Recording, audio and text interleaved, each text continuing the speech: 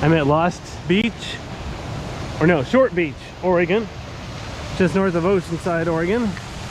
There's an artificial waterfall here where a creek sort of comes through a pipe and then a, whatever you call that, trench, artificial trench, and then drops down. I have a little bit of time to kill before low tide, so I'd check it out.